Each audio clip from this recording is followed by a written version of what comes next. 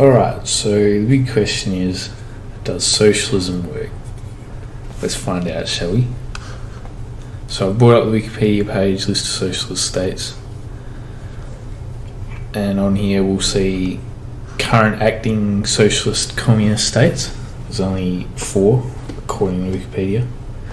And then below that we have all the former communist states. Now the question is, did any of these work? I'm going to say that socialism has a 100% success rate. Why do I say that? To understand why socialism has a 100% success rate, you have to understand what socialism actually is, how it's implemented, and the theory behind the design of it and where it originated, what the ultimate goal of socialism actually is. And to understand that, you have to go back about 100 years to the group that mainly organised and created socialism, and that is the Fabian Society. So the Fabian Society is currently a British think tank. That's what it says on their website. That was founded in 1884, and it is the future of the left. I'm going to say they're not the future of the left, they are the left, and they always have been the left. The name is from the Roman general Quintus Fabius, known as the Cunctator, from his strategy of delaying attacks on the invading Carthaginians until the right moment. The name Fabian Society was explained in the first Fabian pamphlet, which carried the note, "For the right moment you must wait, as Fabius did most patiently when warring against Hannibal, though many censured his delays. But when the time comes you must strike hard, as Fabius did, or your waiting will be in vain and fruitless." Now, for a benign political think tank, that sounds like a pretty warring statement, don't you think? Well, the Fabian Society isn't a benign think tank. They are the root of all the current communist and socialist influence you see in your society today, originating out of institutions of academia and media, fake news.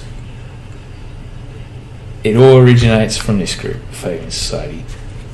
The reason why communism and socialism hasn't died after 130 years of repeated failure is because this group continues to inject it into status quo and into academia, keep trying to force it onto the population, and maybe it'll work the 50th time. But here's the thing, what the useful idiots aren't told is the actual stated purpose of socialism and communism, and that is the redistribution of wealth and assets. And this is why socialism has a 100% success rate, because in every country that it's been implemented, the wealth and assets of that country all get siphoned into the hands of a few international elites, and they are the ones that were instigated the socialism to begin with. Their common strategy is to infiltrate the government and the academia and the media and sow discontent with the population towards their government, which will enable violent riots and revolutions to overthrow the government, in which case the people never know what they're going to do after they overthrow the government. They're just narrow-mindedly focused on overthrowing their corrupt government, which the Fabian Society infiltrated and made corrupt in the first place.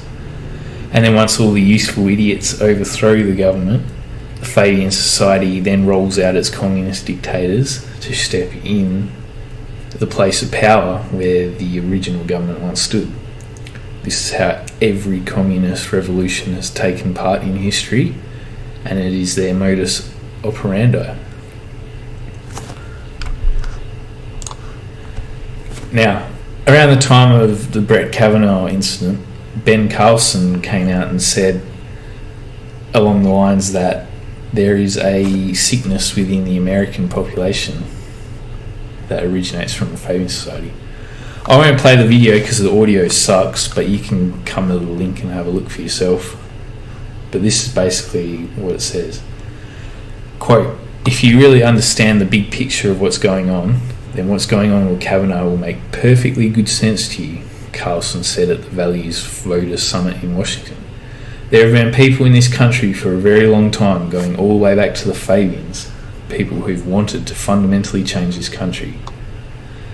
Carlson's mention of the Fabians likely refers to the Fabian Society, a British socialist group founded in 1884 that is now affiliated with the United Kingdom's Labour Party, according to the Society's website. Although Carlson tied the allegation against Kavanaugh to members of, or those sympathetic to the Fabian Society, who he said don't like what America is and what it represents, the group does not have a chapter in the United States. So then the CNN fake news goes on and talks about how the Fabians don't exist in the United States and blah blah blah blah.